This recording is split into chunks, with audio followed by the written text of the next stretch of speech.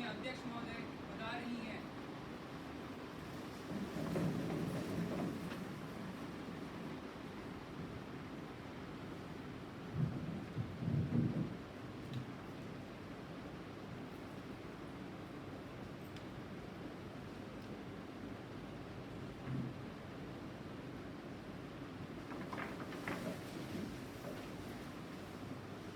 I welcome you all to the National Youth Parliament Session 2024. We will now begin with the first item on the list of business, which is oath or affirmation. New Parliament members to take the oath or affirmation, please. Secretary General, please see to it. Ms. Reema Angel, who stands elected from Anantapur constituency of Andhra Pradesh, will now take the oath or affirmation.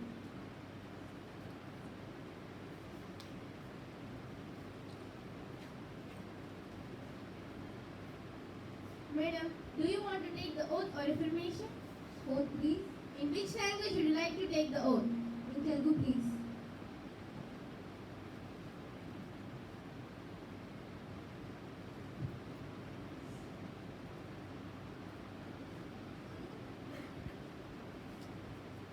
పులుగుత్తి Reema Angel నేను లోక్సభ సభ్యురాలిగా ఎన్నుకోబడినందున చట్టరీత్యా నెలకొల్పబడిన భారత రాజ్యాంగం పట్ల నిజమైన విశ్వాసం కలిగి ఉండునని భారతదేశపు సార్వభౌమ అధికారమును అఖండతను కాపాడుదునని నేను స్వీకరించబో కర్తవ్యమును సమర్థవంతముగా నిర్వర్తించునని దైవ సాక్షిగా ప్రమాణం చేస్తున్నాను.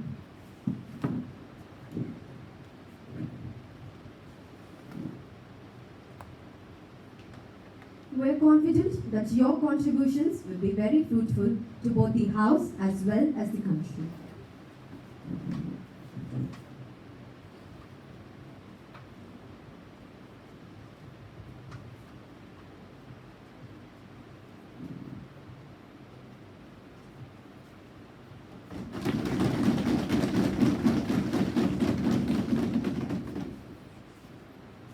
Ms. Sukriti Das, who stands elected from Darjeeling constituency of West Bengal, will now take the oath or affirmation.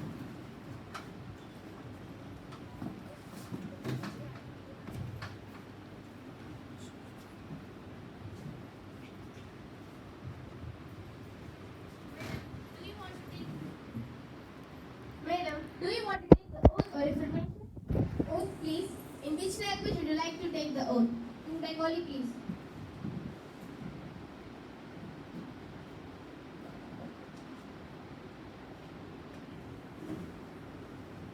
নমস্কার, আমি সুকৃতি দাস যুব সংসদের নিম্নপক্ষের সদস্য হিসাবে নির্বাচিত হয়ে ঈশ্বরের নামে স্পষ্ট গ্রহণ করছি যে আমি ভারত সংবিধানের প্রতি বিশ্বাস ও অন্যথা গ্রথ রাখব। ভারত সর্বগ্রত ও অন্যথা এবং আমি আমার দায়িত্ব নিশ্চিন্ত সঙ্গে পূর্ণ করব। ধন্যবাদ।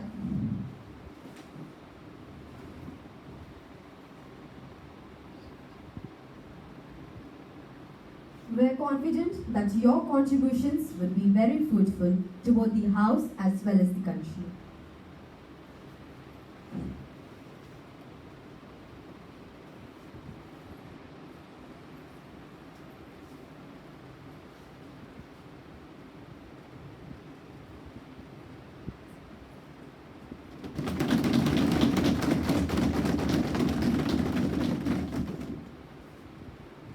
Ms. Sausanya, who stands elected from Arunachal East constituency of Arunachal Pradesh, will now take the oath or affirmation.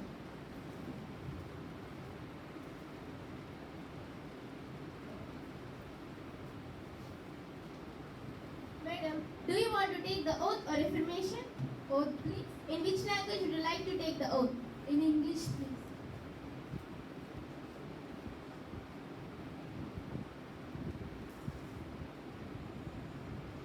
I, Sausanya, having been elected a member of the lower house of the Youth Parliament, do swear in the name of God that I will bear true faith, allegiance to the Constitution of India as by law established, that I will uphold the sovereignty and integrity of India, and that I faithfully discharge the duty upon which I am about to enter.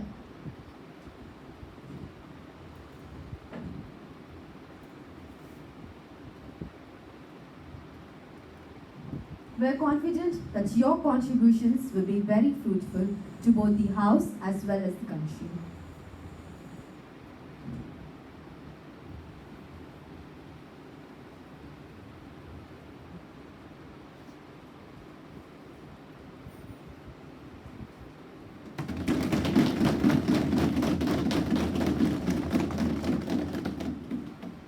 Miss Maulishri, who stands elected from Tanjavur constituency of Tamil Nadu, will now take the oath or affirmation.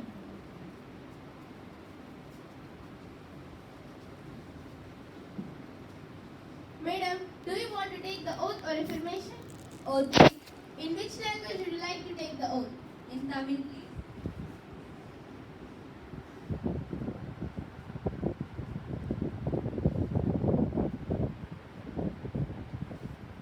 மௌலிஷி என்ற நான எலைன பல்லமுரத்தின் கிழக்கப்பை உறுப்பினார்கள் தேர்ந்தெடுக்கப்பட்டு கட்டப்பட்டு இந்திய அரசியலமைப்பு கட்டத்தின் மீது உண்மையான நம்பிக்கையும் மிகுவக்காட்டையும் கொண்டிருப்பேன் என்று கடவுளின் பெயரால் கட்டியம் கேட்கிறேன். இந்தியாவின் இறையன்மையையும் ஒருமைப்பாட்டையும் நிலைநிறுத்தி நான் நுழைவிருக்கும் கட்டமையை உண்மையாக நிறைவேறுவேன்.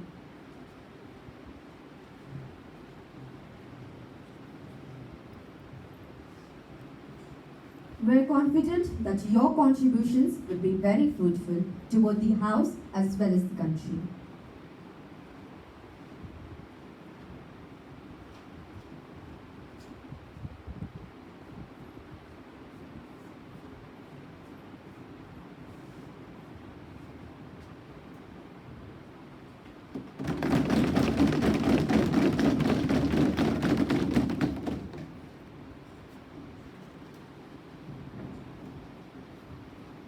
Honorable members, as we meet today, it is my sad duty to inform the House of the demise of the scholar activist Mr. Achyut Yagnik at the age of 78 years. Mr. Achyut Yagnik was a scholar, activist, as well as a journalist who never stopped fighting for things which were dear to him. He campaigned against corruption and encouraged others to do the same. He passed away on 6th of August 2024. Madam, I rise to pay my tributes to Achyut Yagnik, whose death has been mourned by all. He was a great scholar and an activist to fight against corruption. I would like to extend my deep condolences to his family. Madam, I associate myself with the tributes paid by you and the leader of the House. I would like to associate myself and the opposition by sending our condolences to the distressed family. The House may now stand in silence for a while to express our deep sorrow.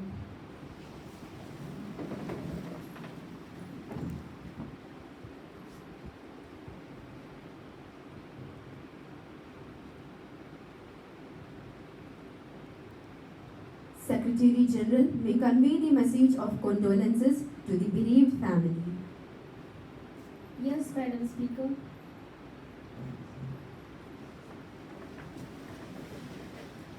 Honorable Prime Minister, Mr. Mahadev Mohan, to introduce the new ministers, please.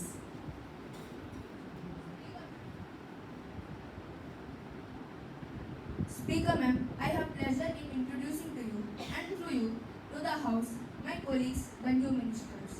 Mr. B.S.S. Chandrakiran, Minister of Finance.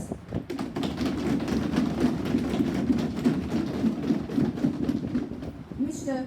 J. Sriram, Minister of Education. Ms. Mohan Sri Lalit, Minister of Railways.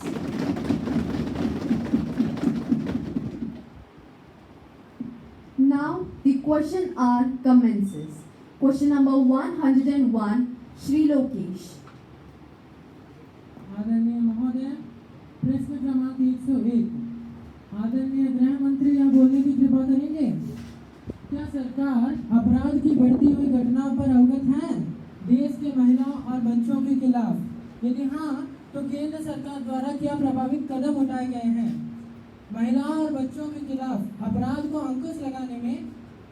राज्य सरकारों चाहे सरकार की कोई योजना? Honorable Minister of Home Affairs to answer the question, please.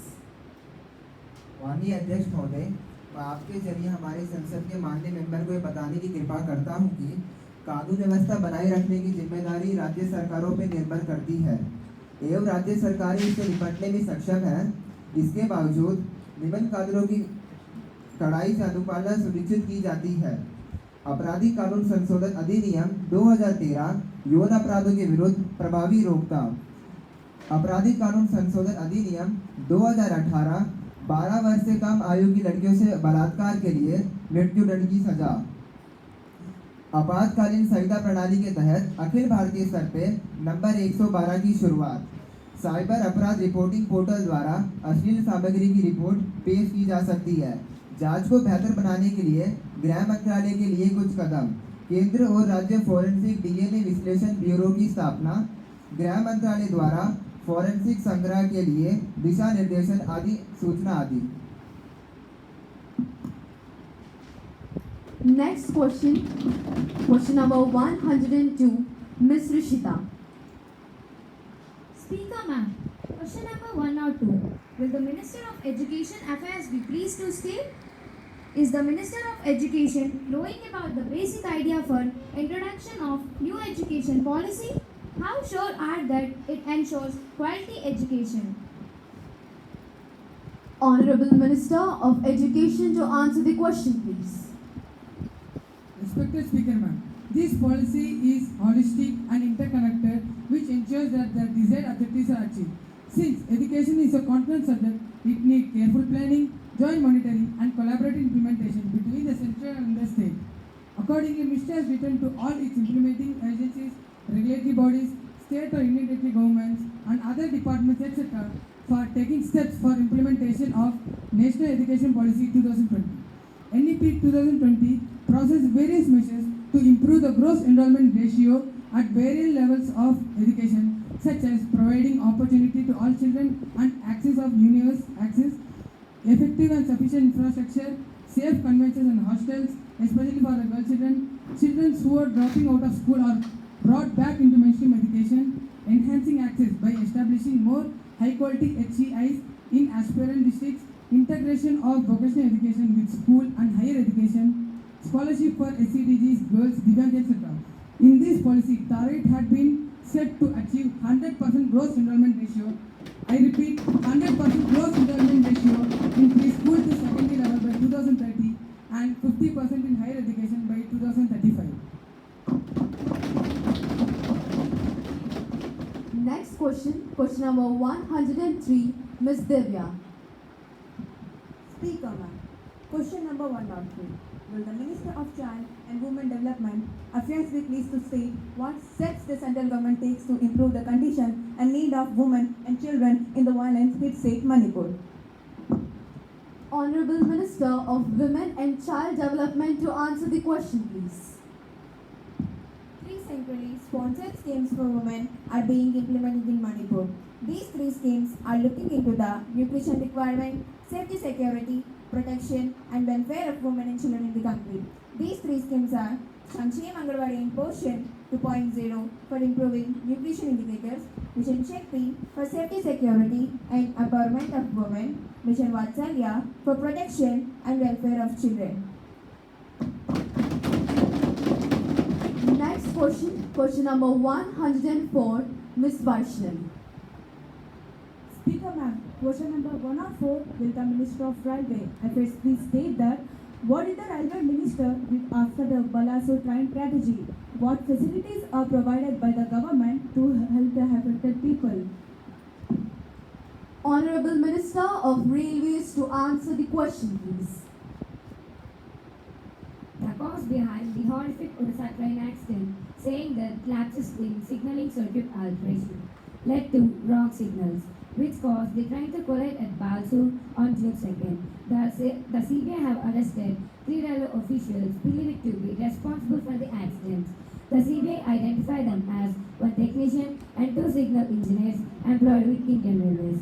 They were charged with culpable and homicide destruction of evidence in the case filed against them. The railways have announced that They will pay the compensation of rupees 10 lakh to the families of deceased and rupees 2 lakh to severely injured and rupees 50,000 with minor injuries. Further, with ex gratia, the compensation of rupees 2 lakh from PM and RF will be given to the families of deceased and rupees 50,000 to the injured. Next question number 105, Mr. Manikanta. Speaker ma'am, question number 105. My question to Honorable Prime Minister is that as India is originally derived from the name of the river Sindhu or Indus and has been used around 5th century BCE. So प्रधानमंत्री जी ये बताइए कि आप India को भारत क्यों बनाना चाहते हैं? Honorable Prime Minister to answer the question, please.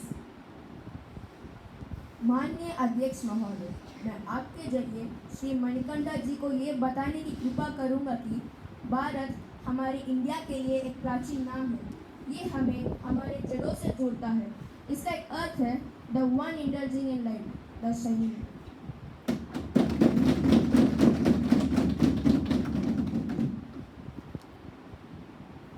Madam Speaker, a serious breach of privilege has been committed by the police inspector, police station, Sidwal.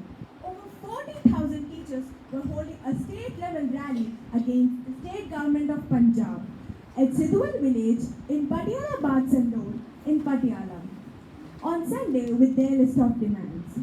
Mr. Mohit Pratap Singh, MP, while on his way to the parliament via the same road, stopped by to understand the concerns raised by the protesting group. The police detained Mohit Ji, who was thereby restrained from attending the parliament session on 22nd August 2024, and I have requested you to allow me to raise a question on the matter now.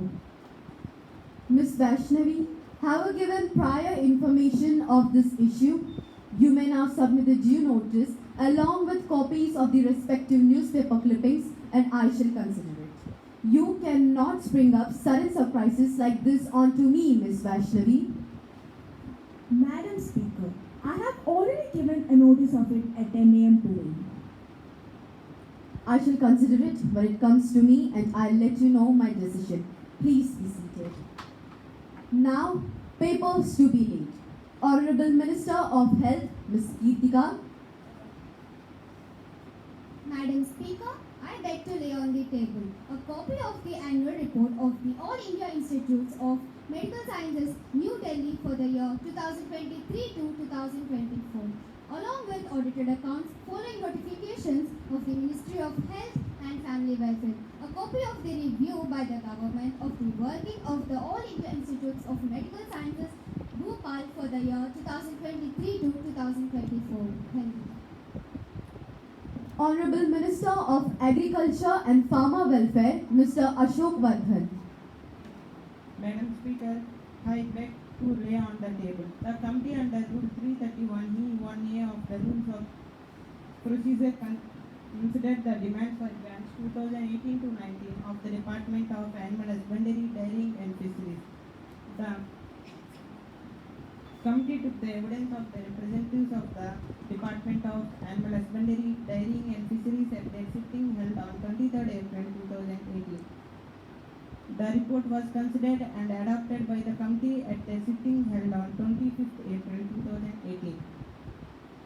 The plan to quarantine regulation of import into India 10th Amendment Order 2017 published in SO 4082E in Gazette of India dated 28th December 2018 under Section 4D of District to Insects and Insects Act 1914. The next item on the list of business is the message from Upper Chamber. Secretary General to report from the Upper Chamber of the Youth Parliament. Madam, I have to report the following message received from the Secretary of the Upper Chamber of Youth Parliament. In accordance with the provisions of the rules of procedure and conduct of business in the Upper House of Youth Parliament, I am directed to enclose the copy of gratuity payment of bill, amendment bill 2024, which has been passed by the Upper Chamber of Youth Parliament. Secretary General to lay on the table a copy of the bill as passed by the upper chamber of Youth Parliament. Madam, I lay on the table of the House the Payment of Gratuity Amendment Bill 2024 as passed by the upper chamber. Honorable members, at this stage of the proceedings, I have a very important announcement to make. On my behalf and on the behalf of all the honorable members of the House, I take immense pleasure in extending our warm welcome to His Excellency Mr. Kevin Mueller, the President of the French Nation Assembly, and Mr. Sébastien Lecornu, the Minister of Defense of the French Republic. It is a high-powered delegation. The delegation arrived on 19th of August 2024 for a 5-day visit on the invitation of the Parliament of India. We wish them a very happy and fruitful stay. They are now seated in the special box. We also extend our warm greetings as well as best of wishes through them to the government of the French Republic as well as the friendly people of France. The House will now take up the next item on the list of business. Calling attention motion, Ms. Aditi Nair. This House calls the attention of local authorities to the pressing issue of road safety and the need for immediate actions to prevent accidents and injuries. Honorable Speaker, we call upon the local authorities to conduct a thorough review on accident-prone areas and implementing safety measures such as improved signage, speed limits and pedestrian crossings. We urge the authorities to increase police presence and enforcement of traffic regulations to deter reckless driving. We request the community to be involved in creating public awareness campaigns about road safety and responsible driving. Honorable Minister of Women and Child Development, Ms. Lakshmi Dikshita, to introduce the new bill. Honorable Speaker, we will the bill. The act may be cited as the Marriage Equality Act. Section 1. Purpose and definition. Purpose. The purpose of this act is to ensure the marriage equality by allowing individuals of any gender or sexual orientation to marry the person they love. Definition. Marriage refers to the legally responsible unit between two consenting adults, regardless of their gender or sexual orientation. Governmental authorities refers to any agency or the office responsible for the insurance of marriage license and registration of marriages. Section 2. Marriage equality. Equal access. All individuals, regardless of their gender or sexual orientation, shall have the right to marry a consenting adult of their choice. Non-discrimination. No person shall be denied the right to marry or face discrimination in marriages based on their gender, sexual orientation, caste, ethnicity, race, religion, or any other characteristics. Section 3. Amendments to existing laws. Amendments to marriage laws.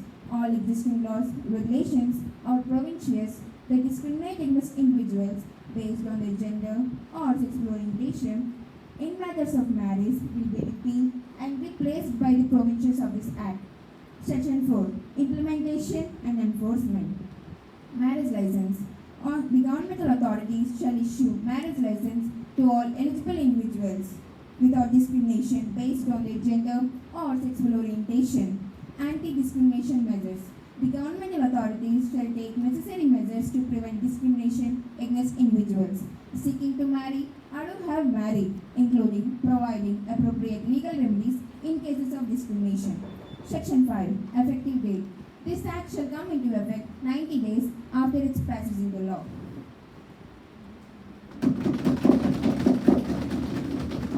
Members who are in favor of the bill, please say aye. Aye. Members who are against the bill, please say no. No. I think the ayes have it. The ayes have it. The ayes have it. The motion is adopted. Speaker ma'am, I introduce the bill.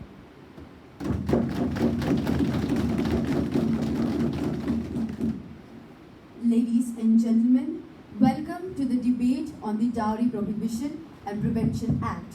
We have two sides today, one in favor of the bill and one against the bill. Both of them will present their arguments and we will start with the side in favor. Please begin. Thank you, moderator. We strongly support the Dowry Prohibition and Prevention Act because it represents a critical step towards ending a harmful practice that plagued our society for far too long. Dowry-related harassments and violence have caused immeasurable suffering, particularly to women. This bill not only prohibits the giving or taking of dowry, but also ensures the essential support and protection to victims. It sends a clear message that our society values gender equality and dignity of all individuals. While we acknowledge the need to address dowry-related harassment, we have concerns about this bill. First, it may lead to false accusations and legal harassment of innocent individuals against misuse. Second, there is a risk that this bill may inadvertently discourage legitimate and voluntary exchanges of gifts during weddings, which have been a cultural traditions through generations. We believe that there are alternative approaches to address dowry-related harassment without the need for such a sweeping legislation. We appreciate the concerns raised, but it's crucial to emphasize that this bill includes provisions to prevent false accusations and malicious complaints. It is designed to target those who demand dowry with malicious intent. Moreover, cultural traditions are important, but they should not be used as a cover for dowry demand and harassment. The primary aim of this bill is to protect individuals from abuse and violence while respecting cultural practices that do not involve dowry demand.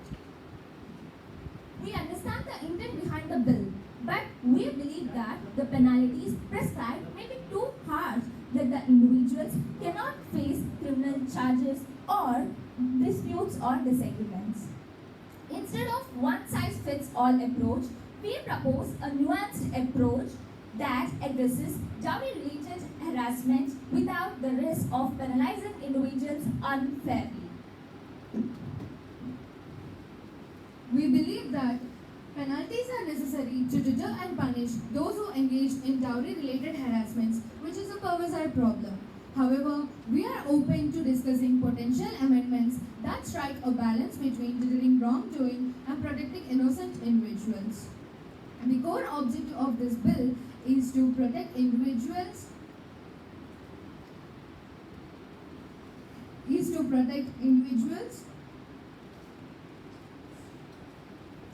The core objective of this bill is to ensure the safety and dignity of all individuals, and we are committed working towards that goal. Thank you both for your arguments. This debate highlights the complexity of the issue and the need for careful consideration and discussion.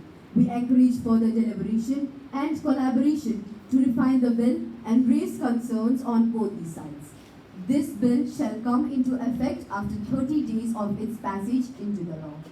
Members who are in favor of the bill, please say aye. Aye. Members who are against the bill, please say no. No. I think the ayes have it. The ayes have it. The ayes have it. The motion is adopted. Speaker ma'am, I introduce the bill.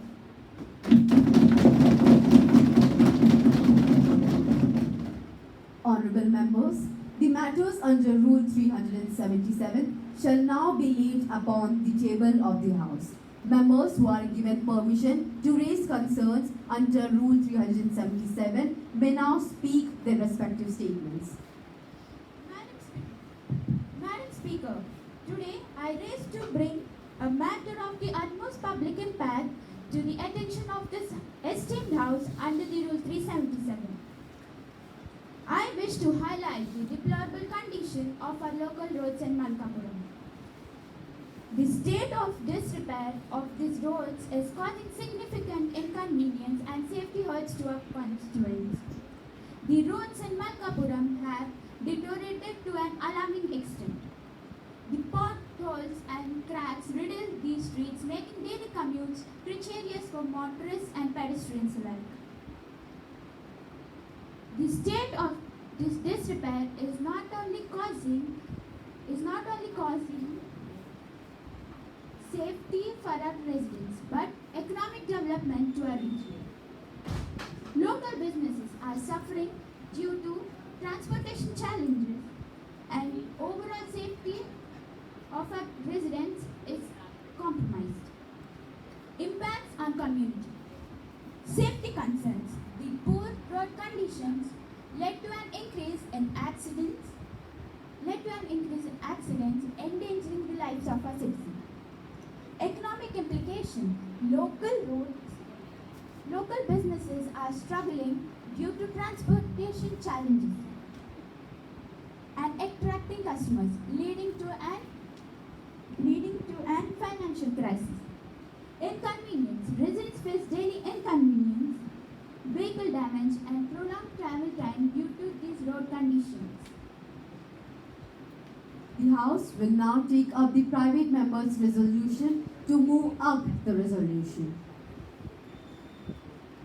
Madam Speaker, I move to the following resolution. This House recommends that the government should take steps to protect women from sexual abuse by their husband and also to make institutional arrangement of rehabilitation of such victims. Madam Speaker, I move to another following resolution. This House recommends that the government should take immediate action to address the pressing issue of affordable housing for low-income families in the region. Housing crisis. There is a growing housing crisis in the region with a significant portion of our population struggling to find safe and affordable housing. Impact on families. The lack of affordable housing has a severe consequence for low-income families, including homelessness, inadequate living conditions, and vulnerability. Social and economic implication. This housing crisis has a negative impact on a society as a whole, leading to increasing social inequalities and limiting the economic mobility to our citizens. The House is adjourned for today to meet again tomorrow at 11 a.m. Thank you.